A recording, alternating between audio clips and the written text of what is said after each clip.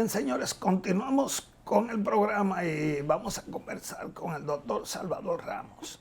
Ramos es director general de ONAPI, pero también es secretario nacional electoral del PRM. Y en esta ocasión vamos a hablar de elecciones, de política, poca cosa de ONAPI, porque aunque el proceso electoral se cerró, el doctor Ramos tiene una experiencia acumulada y fue parte del proyecto de los trabajos del triunfo del PRM en el ámbito electoral. Doctor, bienvenido.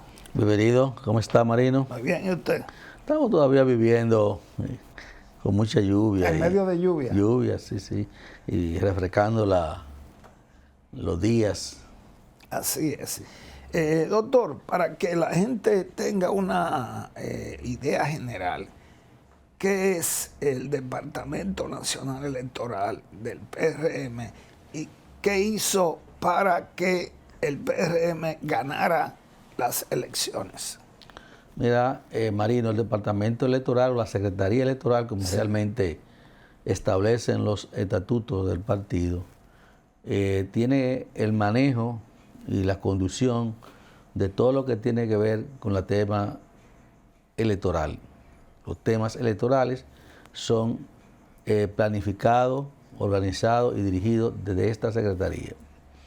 Claro está que en la época de elecciones estos programas se modifican, se amplían, estos son reforzados por el comando de campaña, por todo el mundo, porque es una secretaría que opera durante 4 años y de función permanente. Y tenemos que bregar con el padrón, tenemos que bregar con los colegios, tenemos que bregar con los delegados, tenemos que bregar con la reportería, tenemos que bregar con toda la capacidad y esencialmente con las juntas electorales, con los funcionarios de mesas, con los delegados ante las juntas electorales, y nuestro trabajo es permanente de capacitación, organización y orientación y fortaleza del trabajo que tenemos que hacer. Esta secretaría no se para de trabajar, es una secretaría permanente y necesita a veces lo que se llama la continuidad del trabajo, la fiscalización, para la cual tenemos uno de enlaces electorales que van a la provincia, a los municipios, a compartir orientaciones y organizar en el territorio los temas que nosotros hemos organizado. En los territorios, ya sea en los municipios, en las provincias, tenemos nuestras réplicas, o sea, cada municipio tiene un secretario electoral de la Dirección Nacional, igual que en los comités provinciales, que dan continuidad a la organización de los trabajos que la Secretaría organiza o planifica para entrar en ejecución.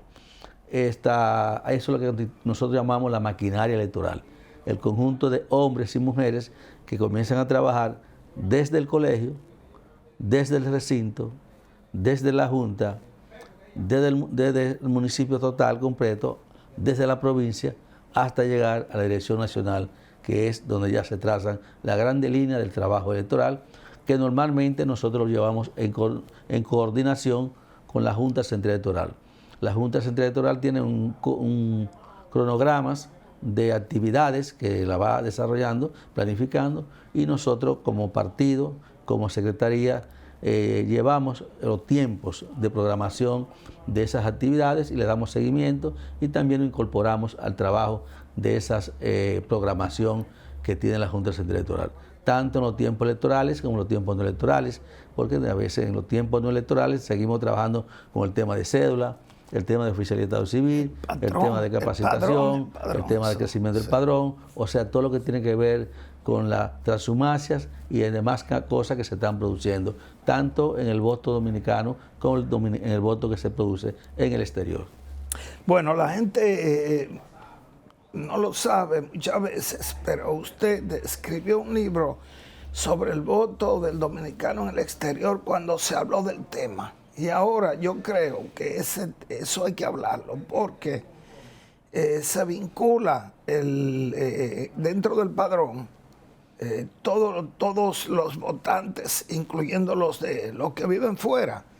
Y esos votantes fuera del territorio son casi 1 millón que no votan por una serie de razones que me gustaría que usted me explique, pero que también me analice el por qué ese casi millón de votantes no debe contarse dentro de la abstención, porque no viven aquí, sin embargo se incluyen y da la sensación de que se abstienen un 50, un 60, incluyéndolo a ellos.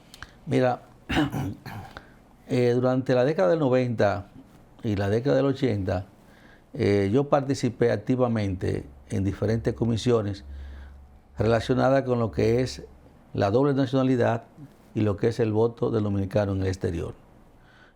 Fue Peña Gómez el pionero de esta propuesta, y prácticamente en esa época yo era decano de la Facultad de Ciencias Jurídicas y Políticas de la universidad, y como universidad y como institución nos incorporamos en esa comisión, además por el vínculo que tenía con el doctor José Francisco Peña Gómez y la comunidad residente en el exterior.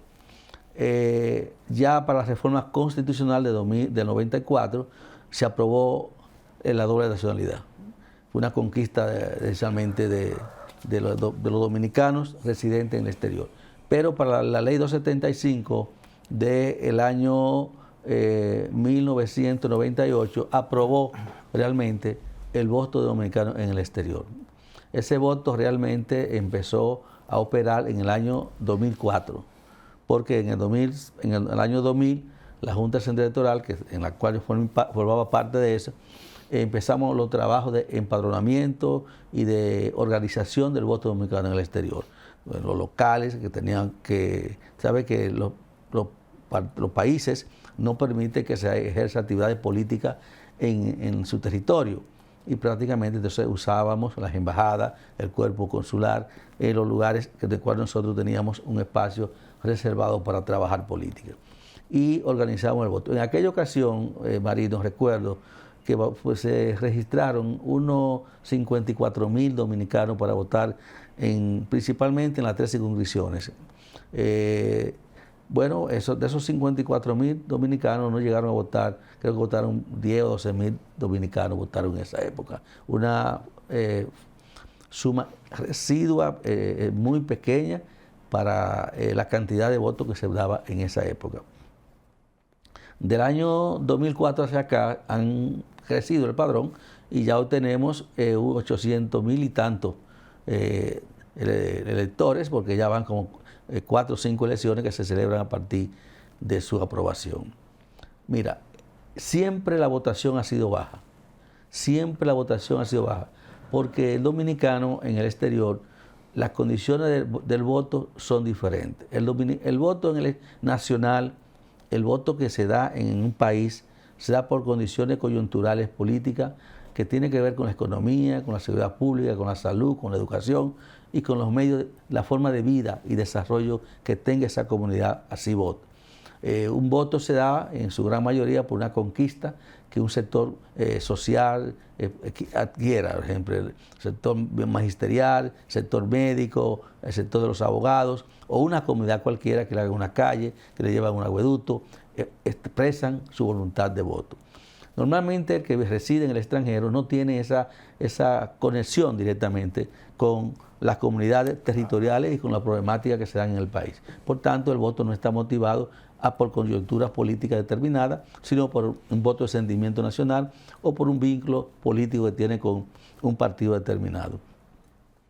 A eso se debe la expresión de la votación tan baja, que yo lo decía en el libro que tú dices que yo escribí, lo explicaba bastante bien esa situación. El libro se me agotó y no ha vuelto a reproducir una segunda edición. Está bien explicado. Entonces, ¿qué pasa? Que la votación por naturaleza ha sido baja, como te decía. Ahora, nosotros estamos cargando con una abstención de esa naturaleza en el cómputo nuestro. Pero lo incluyen. Entonces nosotros tenemos ahora mismo 800,000 dominicanos que votaron, que tenían derecho a ejercer el sufragio, pero solamente votaron 164,000 dominicanos residentes en el exterior. Y eso tiene que ver fundamentalmente por la distancia también, la distancia. Yo tenía mis 2 hijos, votan en Atlanta y ellos no residen en el centro de Atlanta, ellos residen... No votaron. Votaron. ¿Dónde fueron? ¿Dónde fueron votaron? a votar a Atlanta, al consulado de Atlanta, pero estaban a 3 horas. Y fueron... No todo el mundo hace eran eso. 6 horas y de vuelta y votaron porque yo los llamé y tenían que coger línea fundamentalmente porque ellos son un dirigente político. Pero muchos no van, Pero si no existe un vínculo político, familiar, de identidad, usted no se moviliza para votar eso. Llamé a un amigo que estaba en el Bronx y me dijo, doctor, me puse en la mesa a 2 horas de acá, no puedo ir a movilizarme. Entonces, esa distancia, porque en Estados Unidos, en el voto dominicano en el exterior, no sucede como aquí, que aquí existe el voto residencial, donde la Junta Central Electoral le acerca el voto al elector. O sea, la misión de la democracia es acercar más el voto al elector, para que poner más suave la situación del elector, de que no tenga causas, razones para decir que no va a votar. Es más, se está hablando del voto ya por electrónico, por voto por teléfono, diferentes condiciones que obligan a que la persona tenga facilidad para votar. Sin embargo, eso no sucede en el exterior. Tú tienes, por ejemplo, en Europa, de que van de un estado a otro a votar. Igualmente, por ejemplo, en lugares donde colocan un solo colegio y la persona lejos, está y ellos pierden un día de trabajo. Yo lo que entiendo es que la Junta debe tener 2 sistemas de atención: del voto dominicano, que se da aquí, en el territorio nacional, y del voto que se da en el exterior, llevar la atención separada. Sí. Esto realmente quizá los partidos, las fuerzas políticas tienen incidencia en el extranjero, no les va a gustar, porque saben la baja votación y le va a caer la opinión pública encima a ellos. Sin embargo, eso también lo va a motivar a ellos a que voten, a que sepan que tienen que votar, que no se van ¿Usted cree que el voto debe ser obligatorio constitucionalmente? Mira, yo no estoy tan de acuerdo con eso. Y te explico que en los países que yo he asistido, que son varios, que hay voto obligatorio, las consecuencias no han seguido siendo igual. Porque cuando tú no votas por una causa, primero tú tienes derecho a justificar lo que es el ausentismo. El que tiene ausentismo no lo pueden penalizar. O sea, tú puedes penalizar si tú tienes un día antes justificar que tú no puedes votar, se te tiene que liberar del pago por no votar. Y segundo, hay personas que dicen, ¿cuánto que pagan? $50, $35, yo lo pago por no hacer la fila. O sea, las consecuencias no son tan efectivas en los países que han tenido ese derecho a la votación. Yo creo que realmente que el derecho a votar debe ser de libre albedrío del ciudadano. O sea, muchas personas no le compromiso moral. No simpatizan por ninguna de las propuestas que están ahí, y usted no lo puede obligar que vaya a coger un voto a favor de alguien que no le simpatiza. Es también el mismo derecho que tiene usted de ir a votar, el otro tiene también el derecho de abstenerse. Es verdad que es un derecho ciudadano, pero un principio democrático de reciprocidad, de la libertad. Entonces, eso habría que estudiarlo bastante. Eso habría que estudiarlo con mucho cuidado, porque los dominicanos nos resistimos a todo lo que haya por la fuerza. Nos resistimos. Sí. Bueno, nosotros ya hemos heredado demasiados regímenes de fuerza, gobiernos de fuerza, y todo lo que nosotros nos quieren imponer a la fuerza, nosotros se va a hacer una resistencia. Yo creo que eso debe dársele el laboratorio, tanto en el sistema de partido político, tanto en el sistema electoral, tanto buscar alguna consulta sociológica y antropológica para conocer la conducta de los dominicanos, porque nosotros somos muy dados a tirar un zapatazo y decir esto debe ser así, pero tú sin... Y después viene el arrepentimiento, como el método de Hong. Porque usted no ha hecho